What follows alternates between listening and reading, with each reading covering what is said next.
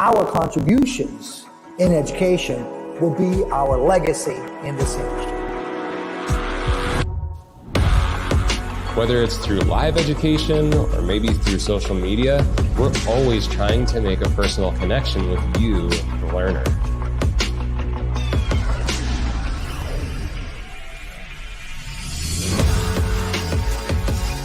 At Sanvia, we believe our smile is our business card and our personality is our logo.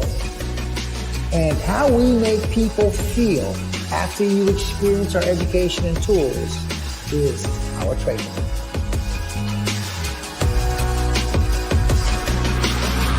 Join us. Join us. Join us. Join us, my friends, and be a part of the Sanvia community. Doesn't that video just make you so happy? It does me. I'm always behind the scenes going, it's just such a catchy tune. Hi guys, Andrew Carruthers, Education Director for Sanvia. Welcome to another episode of Wellness Wednesdays. This is our show to include more of a wellness part to our education because, as you guys know, that's our big focus. So this Wednesday, I'm bringing on a new friend of mine that feels like we've been friends forever. The first time I met Doreen, it was honestly just like maybe 5 weeks ago. We got on a phone call, started to kind of talk because she was going to be a guest on our Fabric of Change event. She's a singer and she was going to sing for our Fabric of Change event. We were just doing a test on StreamYard here. Next thing you know, 90 minutes goes by and we're talking about spirituality, life, just like it was incredible. So if you've had people in your life like that, where you just kind of have that instant connection, type yes into the chat. If you're here watching with us, I'd love to know where you guys are watching from. We've got Anwara from India. We've got Zelda from Belgium watching so far. So if you're watching, just go ahead and type in where you're watching from into the chat. We'd love to know where you're coming from. And, whoops, 1 second. There we go. Let me get that off. And without further ado, let's bring my friend Doreen in. Hi, Doreen. Hi, Andrew. Good to see you and good to have you on. How are you doing? Awesome. Yeah. So Doreen is coming to us from the beautiful land of New York City. How's it in New York City right now? New York City is beautiful. We're wearing our masks. We're trying to get out and be respectful to the phase we're in. I believe we're in phase 3 of reopening. And so people are out there trying to live life and be respectful and social distance. And I know for myself, I'm spreading a lot of love because we need it right now. Yes, totally. Yeah, it's good to see, like, I've seen pictures and videos coming out of New York City, and it's like, I think because New York got hit so hard straight out of the gate, like, people are being conscious. Like, people are wearing the masks. They're keeping their distance, it seems. So it's definitely a step up from what we saw, I would say, even a month ago, 2 months ago. I would say it was 80-20 on masks, and now it's 95. Yeah. And it would be maybe 70-30 on the street with masks. I'm talking about indoors, and that was, 80-20. Now you're looking at 95 outdoors as well. Oh, wow. Cool. Yeah, most people I'm passing outside or inside are wearing some sort of face covering. Very cool. We've definitely got a couple people watching from New York and your neighbors in New Jersey. We've got Rockford in the house, Vancouver, Canada, California, Nebraska, Myrtle Beach, South Carolina. Yay. I used to go on vacation there back when I was a kid. That might be a friend of mine. I'm looking at the comments here. I don't know if I've seen it yet, but that might be Diana. Myrtle Beach. Yeah, we've got Montreal, Chile. Chile. Cool. Yes. And hi, Zelda in New York. Got them from all over the place, Doreen. Yes. So, okay, so here's one of the things that I thought was super interesting as we started to have our conversation. One of the first things that Doreen told me was that she was a vocal coach, but she described it in a very unique way. Because I think of vocal coaches as like la la la la la la la, like run vocal exercises and stuff, and just like, oh no, that's not what I do. I'm a spiritual vocal coach or performance coach. So tell us, what does that mean? For me, my experience in music, and I think everyone, takes their own path to music. So for me, I was in the school of hard knocks and rock and roll. So I was on the street in New York City, that's right. Just learning on the fly, singing as much as I could, going into different clubs, asking to, get on or hang with people and sing. And so that's just what I did. And so what I noticed that took me a long time, and I mean, an extra long time really, was to connect with my artist, the artist within me that's unique to me and not just doing what everybody wanted me to do. So once I understood that in myself and I started to progress on my journey as an artist, I wanted to help others get there quicker. So for me, the spiritual base of it is speaking to the whole person rather than just the music or just the voice itself, and looking at the voice itself and saying, what can we do with all of this? The whole package, if you will, all of you, your personality, your look, your feel, your flavor, are you in a genre that's working for you?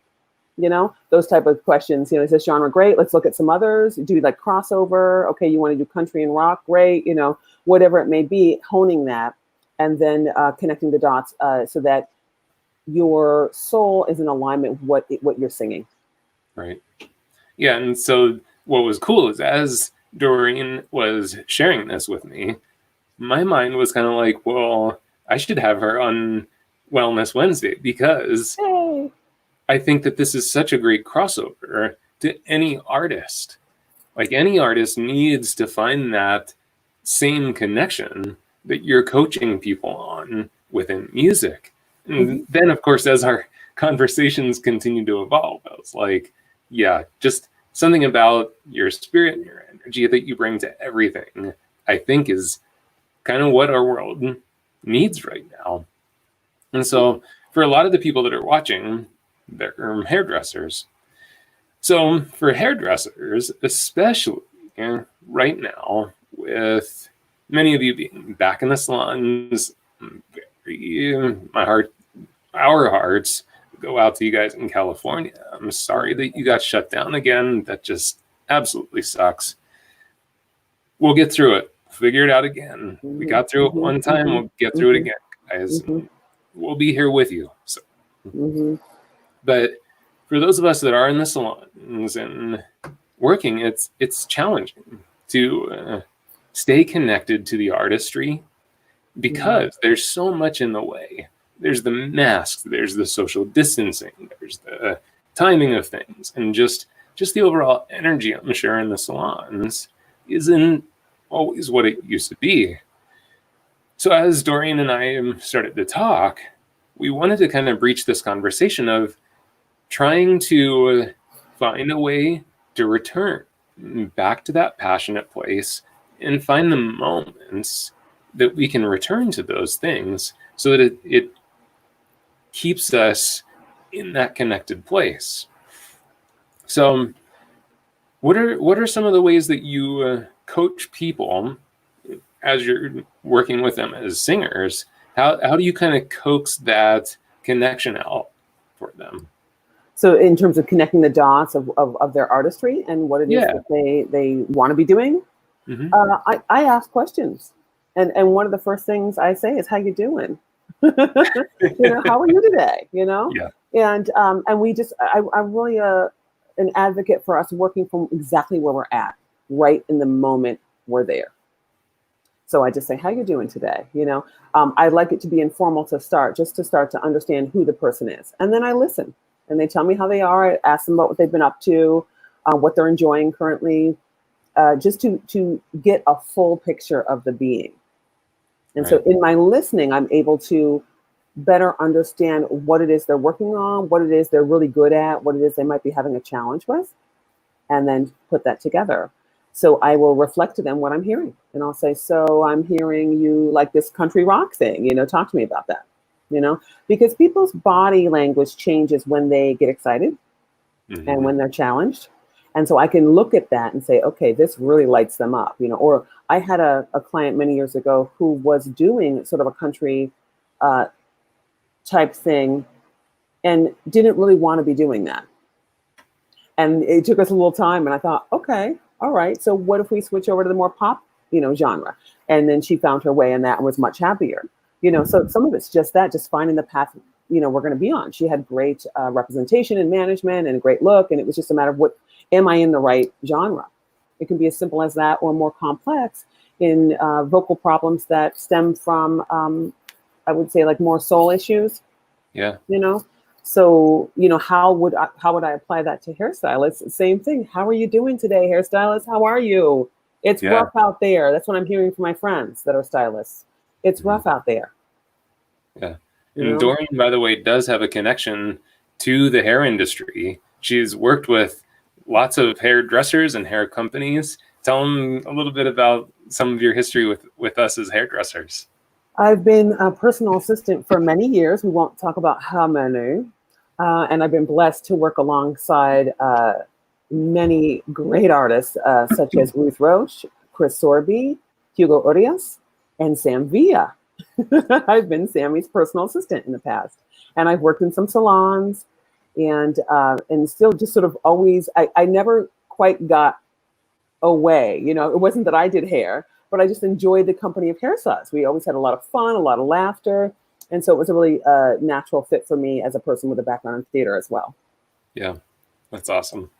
And I know I'm kind of rewinding here, but I did want to ask you too about, because you actually went to school for performance. And so tell us a little bit about like what got you kind of initially excited about getting into like performance and vocal training and things like that. From a young age, I'm sure if my mom's watching, she can attest to this. I was singing around the house and I could not, and I was a character, still am. You were a character? Come on now. I was like, wait, dial that back. I'm a character. And so I, larger than life personality sometimes when you're around me. And I just was, being me at home, and naturally I was started in music. Actually, I was an instrumentalist initially, and played saxophone, and then played trombone, and then moved on to playing flute as well. And I had played violin before all of those. That was sort of my gateway instrument. And then I found singing as I got older. I finally had a free period, and I said, oh, I've got band already. Let me try chorus. And that was the end of it. The band went away, and the music became the forefront. And while I was doing that, I was also in theater, in performance. So I had I'm always real transparent. So I had a couple of fails at college. I went a couple times, was always, doing performance, but didn't quite finish. So later in life, I decided when I was in California that I was going to go back to school and get that theater degree I never got. So I did. I finished it, completed it, and graduated summa cum laude. So sometimes it's good to wait a bit, and sort of come into your, your space where it makes sense for you. It made sense for me at that time. And I had poured over all the course catalogs, and really wanted to find something I connected with. And as much as I love music, the program was more rigorous in many more years because you had to play piano and whatnot, and I thought, oh dear. So I went back to theater, and because I love theater, I love critiquing and discussing theater. I love watching theater. I love being a part of it. It's such a collaborative art. Yeah. How do you feel like that type of education has kind of shaped, especially like because you have been doing like personal assisting work and like things for salon and stuff, like how did that type of education influence how you work? And like, I mean, maybe it didn't, I don't know, but for sure. I mean, anyone who's in theater can tell you. And that's why I think I was a natural fit for hairstylists. We work hard. Hairstylists work really hard. Yeah. It's a tough gig behind that chair. And it's educators, you know that drill. And so traveling a lot, and I mean, it's hard work. It's not for the faint of heart. So theater folks also work hard. And at the same time, we're characters, we're personalities, And so I felt that's why it was a natural fit for me to work with hairstylists. I sort of understood the personality because I had the same, I also have the funny thing about me is I'm as creative and fun as I can be. I'm also very serious and very detailed. And my mom can also tell me about that. I'm the one that goes home and cleans her closets, you know. Yeah. So it was like trying to marry both sides, to have the day job and then sort of explore the music and see what I wanted to do with it, you know, over time. Yeah. Very cool. You know, I to kind of bring us back to that question that you asked kind of earlier, I'd kind of like to put that out to our audience too. I'd like to kind of find out from you guys, where are you at? Like, where are you?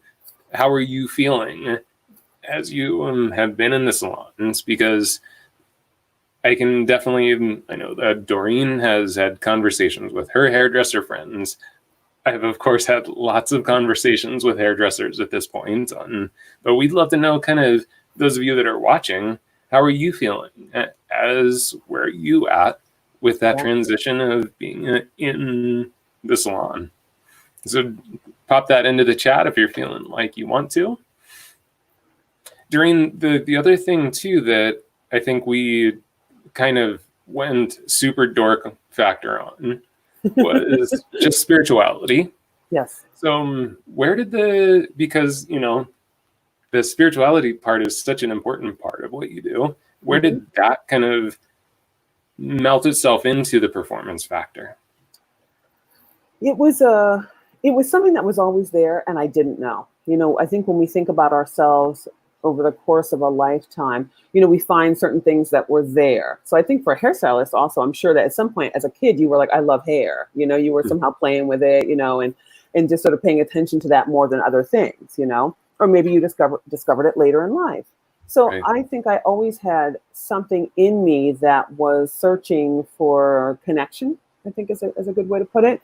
So the themes were already there as I was doing having different experiences. I don't want to name them because I don't want to put those brands per se out there, because it's not that I'm endorsing, but I had experiences with spiritual groups and whatnot that led me on a path. And, you know, it was about 2003, I think, when I finally landed in some stuff that really started to make sense to me and started to put the pieces together. And I was already at that point not feeling so great about the music industry because there's a lot of interesting practices, you know, that aren't always loving and fair to the artist. Sure. And so I was losing that desire, you know, to really be a part of it in a big way. However, I still love singing. So I was saying to myself, how can I make it mean more than just being famous, you know, if you will. And so that's sort of, once I got into the spirituality, that became my passion more than music, you know. So that kind of started to bring that deep meaning factor to the art. Yes. I stopped singing. I would always take breaks every so often because there is that feeling of what's it all about, you know. So I took some breaks, and then I started back when I was in college again in a gospel choir. And they gave me a solo that was a very challenging song. And I thought, okay, there's something here. There's something very spiritual here, you know, that I have to connect with. And I did that. And I thought, okay, the love is coming back. The love is there, you know. And that's what I focused on from that moment forward, was love of music first. Mm-hmm. And I think that's one of the things that connected with me just a couple of days ago as we were kind of talking about this moment. That's so important right now for so many people, I think, is to check in with that concept of what has brought me here, what has brought me to this space as a hairdresser. In fact, I just remembered this when I first bought in as a partner in the salon that I was part owner of in Salt Lake City. I think about a year in, we did this project during one of our meetings, and we had people go back and write down what got them to be passionate about their craft. It was so powerful that people were like standing up and telling their story and just like bawling. Yeah. And so many of the staff came up afterwards and were like, I wasn't really prepared for that. But I'm so glad we did it, because that day they did feel that reconnection back to the purpose behind what they were doing. And I think especially right now, I think a lot of people are, because there's so much happening externally, that they're a little potentially removed from that base purpose. Absolutely. Getting in touch with, why we started on the journey we got on is not always immediately available to us when life gets in the way. Those of us who are balancing work and children and marriages and commuting and, all these things take on new meanings. In New York, we used to, we grab our bag for the day. We grab our bag for a 14-hour day and we go. And it's different now. You're like, do I have a mask? Is your first thought. Where's my mask? That's and that took a while to even kick in. I can't tell you how many times I stepped outside my door and said, oops, not wearing a mask. Just outside my apartment door, like, whoop, oh, let me turn back around, So there is a lot of adjustment that has to happen in our new normal. Very cool. Yeah. What are people saying? I want to see what they're saying. And yeah, I was just kind of starting to glance over at Adina Das. What's up? Hi, How are Adina. you? Love Adina. She's saying that some of the things that helped her connect were like to help people feel good. But interesting that, I feel like people are saying that they're being safe, they're being strict, they're feeling good. My friend Jen Jones just commented that she's feeling great being back behind the chair, feeling those relationships and connections. So, and yeah, big congrats to my friend Jen, because she made the big leap to have her own space, which is always challenging, but it sounds like it's going fantastic. And we still need to catch up, Jen. Sorry. Oh, I love what Jen's saying about the relationships with her clients are deeper. I think that's a wonderful result of what's been going on. I find all my friendships are deepening. Yeah. Yeah, that's wonderful. Yeah, that's definitely been the positive side effect to the slowdown for so many people, because I would say almost every single hairdresser that I've talked to, they say that their favorite thing about coming back to work is the slower pace, because we were always taught as hairdressers, like, jam them in, double, triple, quadruple book, like just so many, as many people as you can possibly fit in a day. And the mentality was just quantity, quantity, quantity so often. But the new space that we're in is saying you can't do that. You're not allowed to do that. And I think it's great because I think it's a killer reset for so many hairdressers to be able to say, hey, you know what? I can actually make it just fine on 5 or 6 clients a day. I don't have to do 25 clients a day.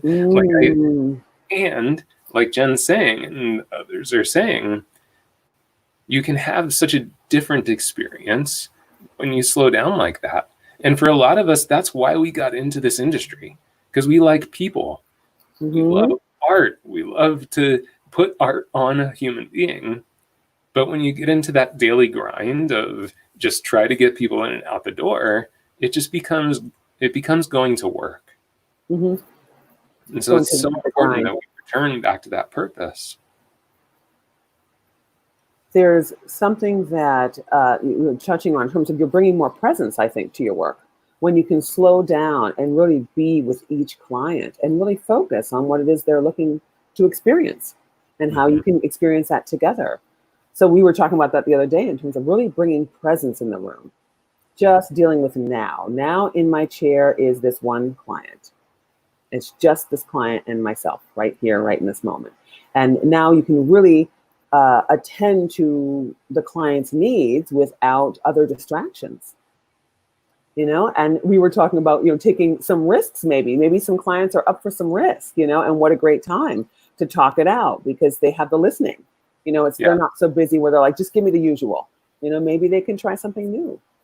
Tell them about your experience with your hair color, because this actually shaped kind of my understanding and even how I had been kind of talking to other hairdressers. Because before I was kind of telling hairdressers like, yeah, you might want to try and do some things that are going to grow out a little easier, ...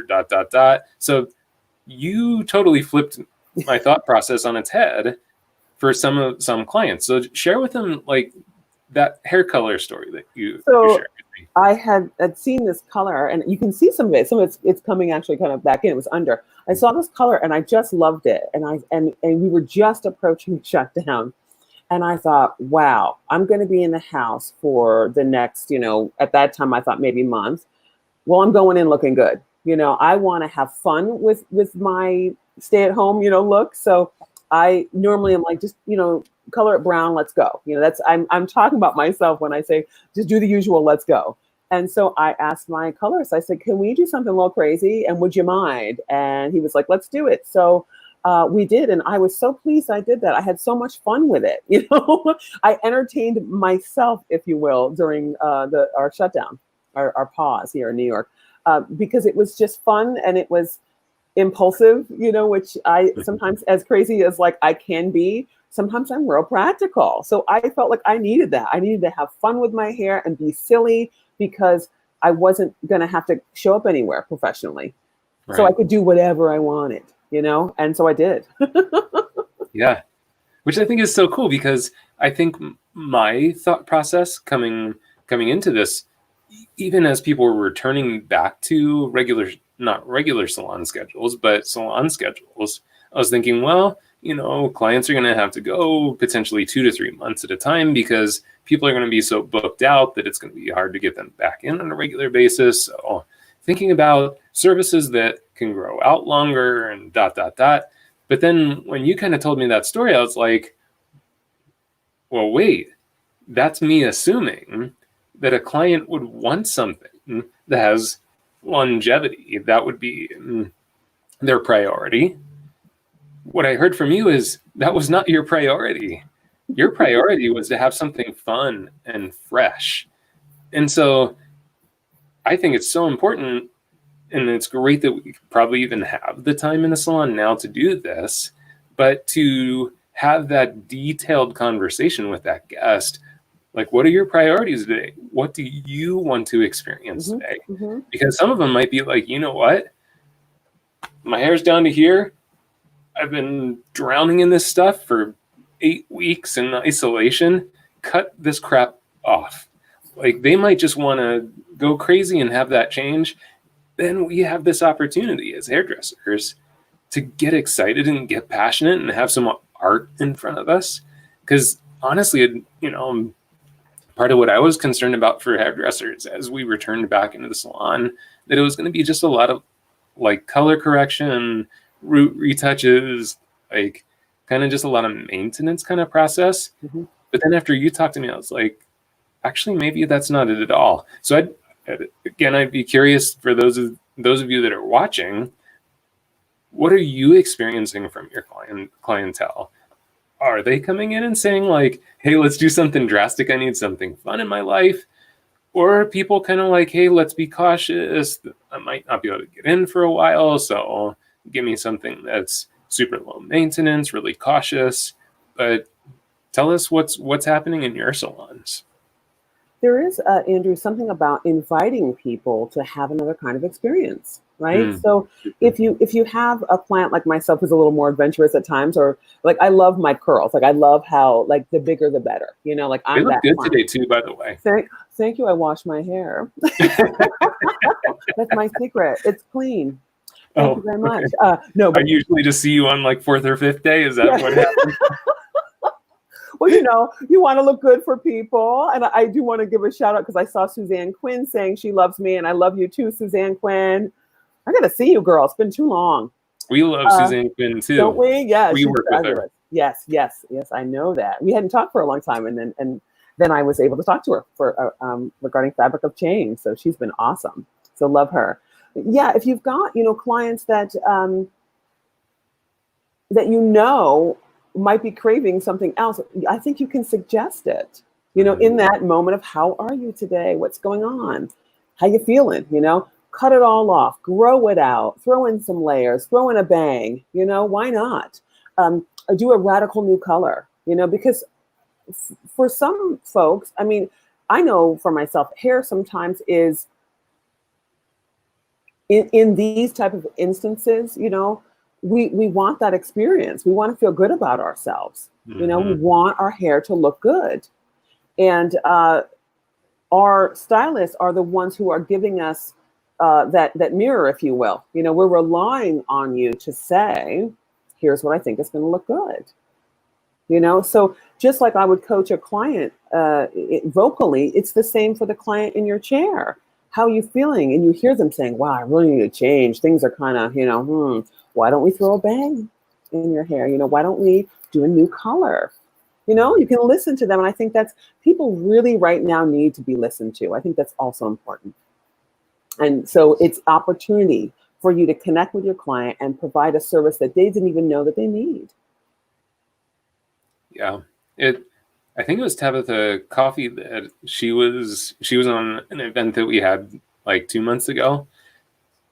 And she was talking about the fact that I think it was a nurse that had written her this letter. And she's like, it was so emotional because this nurse who had been working so crazy within an ICU unit and like just trying to save lives, she was like, hairdressers are actually the people that these people need the most right now, because I, as a nurse, I don't have time to make them feel good. Basically, all I have the time for is to make sure they don't die, pretty much. Wow. I mean, I'm paraphrasing, of course, just from what I heard from her. But this nurse was like, you know, I'm not the person to lift them up. I'm just here to make sure that they get through this. Right. The next person that they need to go see is their hairdresser, because the hairdresser is that person that tends to touch people's lives so deeply. It's such a vital role.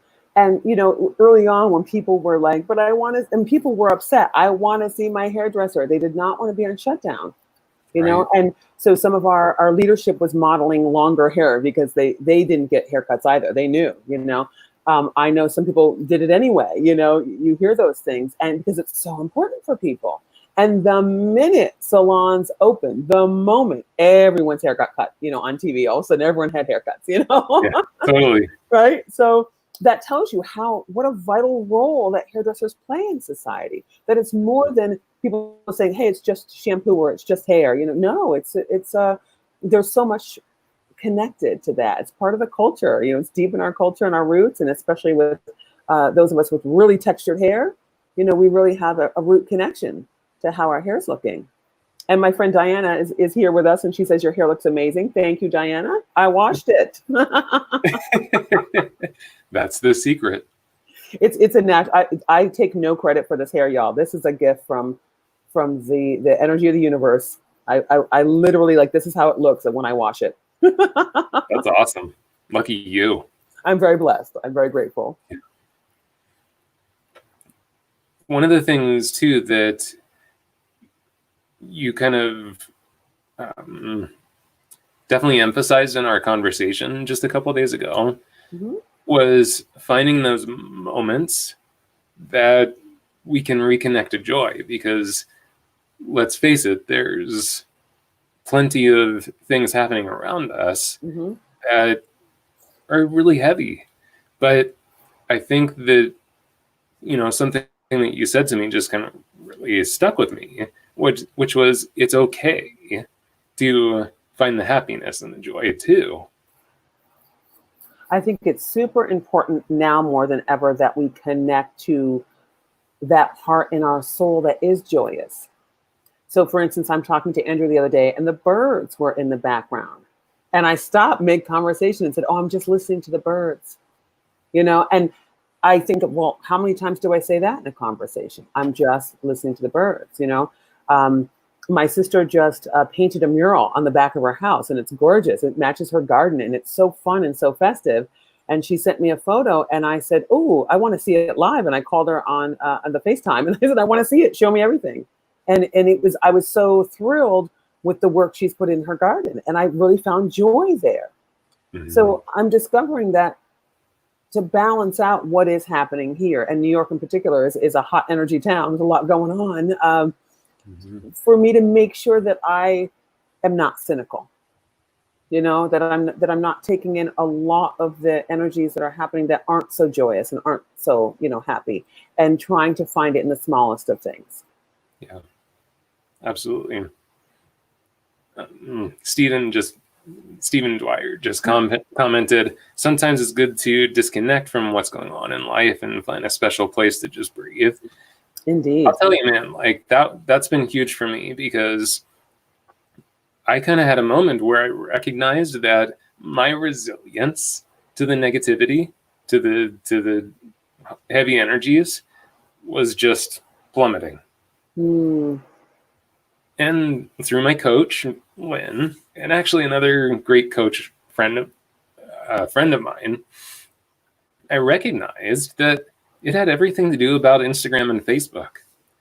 Wow. Because as much as those platforms are so beneficial to us in so many ways, they can also become incredibly toxic. So for pretty much the last 4 weeks, there was about 2.5, 3 weeks that I just closed them. I didn't open the Instagram feed. I didn't open the Facebook feed. And to Stephen's point, that was exactly what I needed. I had to disconnect. I had to pull back, because it's not like I was closing myself off from the world. I was still well aware of what was happening in the world. I was still, checking my news sources that I trust and staying on top of the world news. But the conversation, well, that was the problem. At that point, there was no conversation. It was just chaos. And so for me, it took saying, you know what? It's okay for me to step back a little bit. Let's disconnect from this social media feed for a bit. Just focused on meditation, focused on myself, my wife, my dogs, like my friends here in my neighborhood. And I'm starting to feel that resilience come back. So I'm able to now kind of return back into that social media world a little bit. I'm still like being super cautious, like I'm still kind of, okay, I get a little bit of time here, a little bit of time there, because I don't want to necessarily go backwards on it.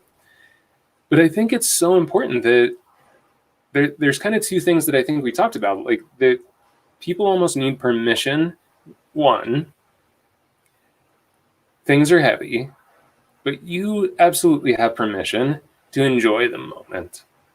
If you get that moment that you want to bust up laughing and just like have a joyous moment, that's not just deserved, it's necessary. It's not just okay.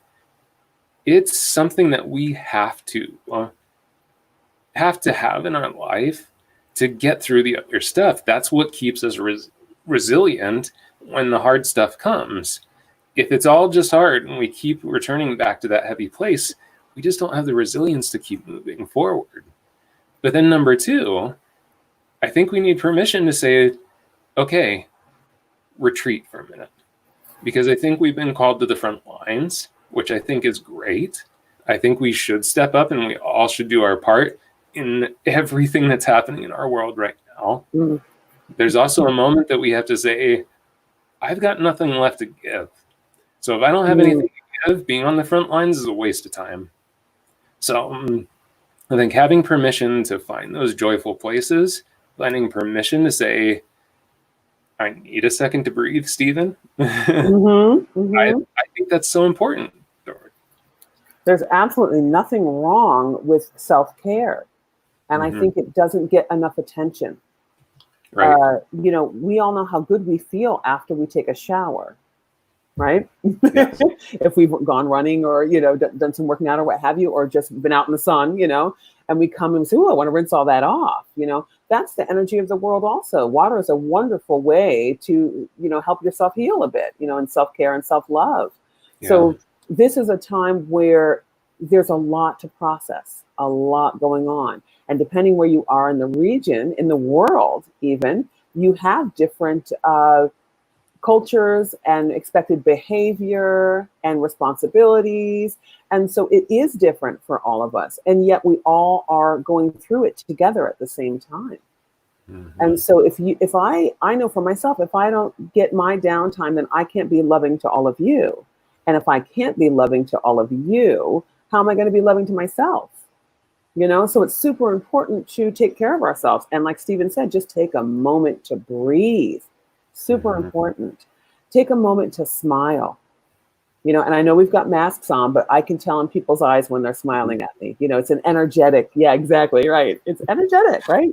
You see it, you know, you can tell, you know.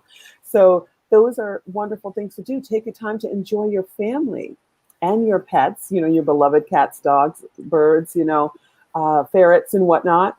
The work-life balance is different now. You know, we're not running off, many of us, to concerts or shows or what have you, or even out to eat for some of us. So we can have a picnic at home, you know, with our family. We can eat on the lawn. You know, there are ways if we get a little creative, and that's bringing creativity into your life in other ways. Picking up a project that you never finished, or starting something you always meant to do. There's also opportunity right here and now at this time to invest in yourself in other ways. Absolutely. And that has to be a conscious decision too. Like one of the things that you said to me and that like hit me pretty hard in the chest was it's a conscious decision to live in the light. Yeah. Which that just like hit me pretty deep because it's true. It doesn't happen accidentally, which I think is sometimes kind of odd that's just not, and maybe it's more of a conditioning thing that's not our natural space right now, but it is a conscious decision to be in that space. It is our nature to be in the light. That is our true nature. A lot of the conditioning is to not be. And so if we look at the news, I was talking to someone today who was saying, you know, I finally had to shut the news off. And I thought that's not a bad thing. I think taking in the news at your own pace and choosing news outlets that you feel comfortable with and getting the headlines when you're ready for them is perhaps a bit healthier. And that goes back to you talking about social media, Andrew. You know, how are you feeling after that shift, you know, allowing yourself to stand in the light and using it for good on Wellness Wednesdays, right here, using it for the light that's there, perhaps maybe than some of the other energies that you might have been exposed to or working with prior. And it's counterintuitive because of the way we've been trained to focus on the negativity, to focus on the positive. At the same time that all of this is happening in the world, I know all of you are also experiencing joy. And I personally would love to see in the comments if you could share some joyful things that are happening in your world right now. I know some people are getting married, some people are having babies, some people are getting new jobs and promotions. You know, some people are connecting with family. I know I am at a whole new level, and friends. Some people have time to do things they haven't. My sister painted a mural. That's beautiful. You know, there are wonderful things happening. So please share some joy and share with all of us what's going good for you, because that's news too. Absolutely. Yeah. It was interesting. There's this Facebook feed, and I think it's called like the Happy Time News or something like that. But it's basically a Facebook feed that's purely dedicated to just sharing positive content, positive news articles, things like that. They posted this thing that they were going to become a private page because they were getting so much like negative feedback from people. And I was like, oh my gosh, like this group is trying desperately to share some of these wonderful things that are happening around the world, and people are upset with them about it. So there is definitely a mindset out there that if things are going bad, we should stay in this kind of negative space. I don't know if it's, I think that the belief is almost that if you don't stay in that space, then you're not being respectful to it or something. And I think I told you this story, Doreen, of my Mrs. Two. Yes. So in Salt Lake City, we had this vegan, vegetarian little Chinese restaurant, and the owners, Mr. and Mrs. Two, just this incredible Taoist couple that just loved all of us that came in there. And it was kind of cool because this was back in like definitely the punk rock days, and you had all these scuzzy punk rockers rolling in, and Mr. and Mrs. Two just loved us all. And so right after September 11th, we walked through the front door, and Mrs. Two was just this ball of positive energy and this ball of positive light. And kind of to the point I was making, I kind of was like, well, Mrs. Two, like, how can you be so happy today? And she's like, well, and she called me Andy, because I was Andy back then. It wasn't Andrew yet. And she said, well, Andy, you know, why do you say that? I was like, well, because September 11th happened. Like, there's so many horrible things happening in our world. How can you be so happy? And she said something to me that is a moment that just kind of like shook me to my core. And she's like, Andy, the world doesn't need your sorrow. The world needs your happiness. She felt that it was her responsibility to the world to be happy, to share happiness. And I was just like, man, that is so just incredible to me. Because I started to think maybe there is almost a responsibility, if I'm having a joyous moment, to have that joyous moment and not disrespect it. Because there's a lot of people out there that are struggling to find a joyous moment. So if I get to have it, now I kind of think of it as it's almost disrespectful to that group of people that are not having the joyous moment for me to not find my space in that. I agree. I think it's important, at least for myself, to spread as much love and joy right now as possible. Mm-hmm. I need it too. And so if I be it and I share it and I am it, then everyone else has permission and they also are it, you know, and we can spread that around. And that love and joy has power. So when I was on Fabric of Change, I had performed my song, I Am. And those two words, when you put those two words before any other word, there is a huge amount of power. So I was talking about joy, peace, love, and forgiveness. Those are 4 things that really get me going, and 4 things that I have to constantly tap into. You know, I have to forgive myself, you know, for things, and I have to forgive myself for looking at people without a mask sometimes and saying, you know, I have to remember, hey, they're human too, and they're trying to figure this out too. And then I can go back to joy, because I'm outside and it's a gorgeous day and the sun is shining and the birds are singing and it's green and it's lush. You know, that joy radiates to my neighbors who might be having a tough time. And it's not always about discussing the joy. It's radiating the joy, radiating the love, being that space of forgiveness and healing for others when sometimes they don't even know it's happening. I think Sam had said, and I am so grateful he said this while we were doing Fabric of Change. He said that when I was working with him, when I left his home, the energy shifted. I didn't know that at the time. How wonderful. And I hope that that's the same even today, that we've left Facebook and YouTube radiating, you know, when we leave today, that we've upped some energy and we've sent a lot of love out to these stylists who are, I think, telling us some things that they're up to that are exciting. Someone wants to be an independent stylist after 10 years of working at the same salon. Go for it. You can do it. Yes, it's your time, right? And my friend Diane is finding so much joy discovering more about the people who've been in my life for such a long time and the journey she's on. Aw, sweetness. Yes, you go, girl. You go. And Diane says to remember happiness. And Adina is holding space with people that need support and finding their joy. Yes, because some of us are not going to find it so easy. And we might say to you, how do y'all do it? You know, how are you doing it? Why are you so happy? You know, and, you know, how do we answer that? There's a myriad of ways. I am.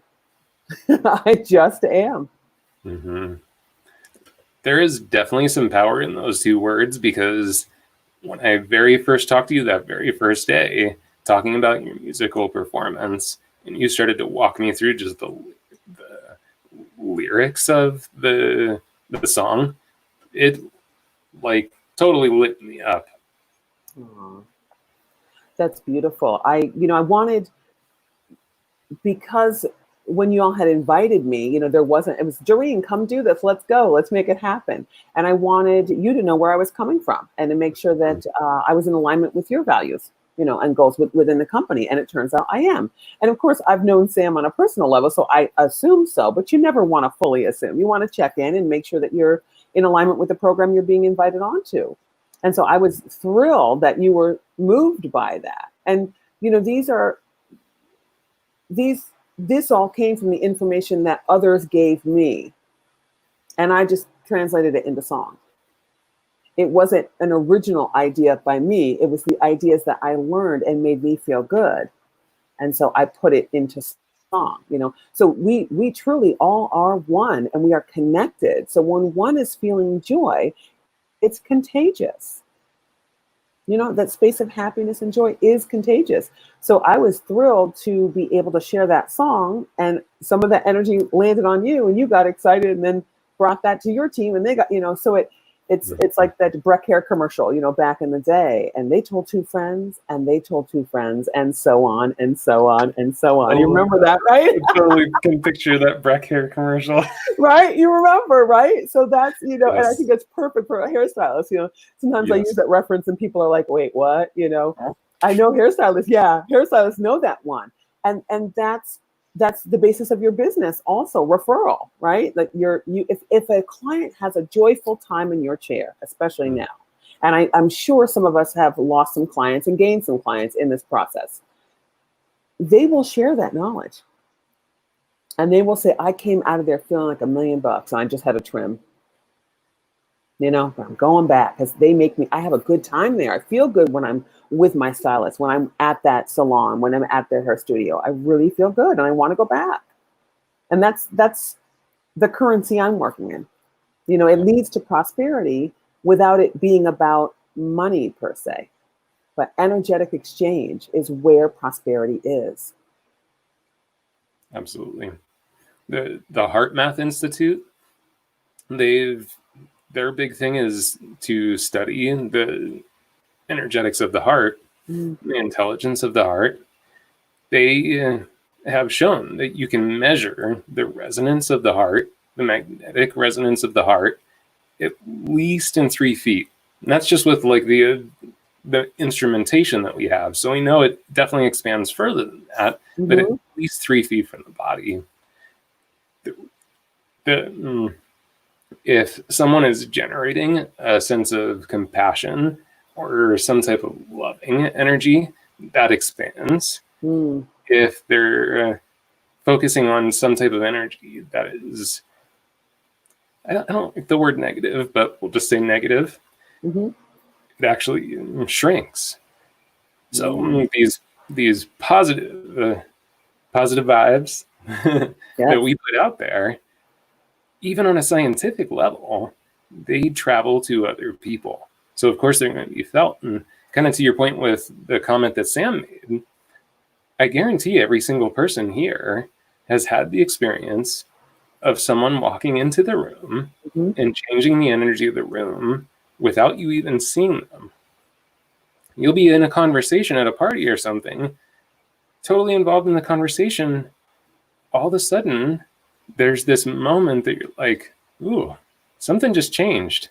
And you turn around and you kind of see that person that tends to suck the life out of the room just walk through the room. And so it's just proof. That is such proof to us that energy that we put out there, of course, it is going to affect those people around us. It's huge. Yeah, absolutely. And I think of, as you said, 3 feet, I'm like, it works with social distancing. You can send that love because it goes further. So 6 feet is nothing, right? And I want to tell on myself, because I know people who work with me and they're like, well, sometimes Doreen's not so happy. This is true. I have rough days too. And I am the person who has lit up a room, and I'm the person who has shut the room down and sucked the life right out of it. I will tell on myself right now, that's real. And I work hard to not be that. And sometimes it happens, when life is getting you down, you got a lot going on. And, your coworkers don't know what's up with you that day. I know that they see it on my face. When I'm not having it, I'm not having it. Fortunately, that's less and less these days. And I have this space and time to really work hard on being the light in the room and making sure I'm lighting it up. It's a conscious effort and choice that I have to return to every day, even when I fail, because I think that needs to be said. It's okay to fail. It's okay to be not so nice one day. Yeah. Catch yourself and then change it and then come back in with all the love that you are. Yeah. Pumpkin oh my gosh, I love the name. Pumpkin McNeil just said, "You vibe your tribe." Yes. I love that. That's perfect. Pumpkin McNeil. That is the cutest screen name I've ever seen in my life. I love it. So, Doreen, we're kind of getting close to the end of our time. We are. Is there a little piece of one of your songs that you could just even if it's just a few lines or something that you would feel comfortable doing a cappella? Oh yeah. Someone said that they wanted to hear the I Am lyrics. Janabeth, Doreen, I would love to see the lyrics of your I Am. So it's really simple. It's that's what I am. And the call outs are joy, peace, love, and forgiveness. So in that song, it's that's what I am. And everyone yells joy. That's what I am. Peace. That's what I am. That's what I am. And then it repeats. And it's a chant, really. So the idea is a chant. And I have another song called Into the Light, which I was sharing with Andrew earlier. And I thought it was really, I think it's good for what we're talking about today. Mm-hmm. Into the Light is about when you're having a rough time, but you have got to get yourself up and go to the light. We were just talking about, I tell on myself. So that particular song, the chorus is, I'm going to pick myself up and make sure I go directly into the light, into the light. I'm going to pick myself up and make sure I go directly into the light, into the light. And that's what I'm going to do. I'm going to keeping on. And I encourage all of you to pick yourselves up. If you've had a rough day, a hard day, a good day, still pick yourself up and keep facing the light. Sometimes we have to fake it until we make it. And if you keep faking the joy and the light and the love, it sort of overtakes you anyway. Yeah. God. Is there any reason I wanted her on the show? Come on. Gosh. You just bring so much joy to my heart. Well, thank you, Andrew. Namaste. Right back at you. I'm so grateful to be here. So moved. So I think we're just going to end on that because it was so beautiful. I got chills on my eye. I did the thing. I told you that happens. First little chills, then a little tear ducts. You got me. So I think we're going to wrap with that. Guys, thank you so much for watching. Thank you, Doreen, so much for sharing that beautiful light that you have inside of you with us, especially at this moment. We just need energy like yours. So thank you for sharing it with us. Thank you. My pleasure. Absolutely. Next Wednesday, we'll be back. Same time, 4 p.m. Pacific, 7 p.m. Eastern. Don't forget Mannequin Mondays with Sammy. That's on at 11 a.m. Eastern Standard Time. He's going to be sharing some really cool long hair tricks with you. And stay tuned because 26th and 27th, you can put it on your calendar, July 26th and 27th. We're going to have a 2-day educational event for you. More details will be coming for that soon, so stay tuned. So thank you. We'll see you all later.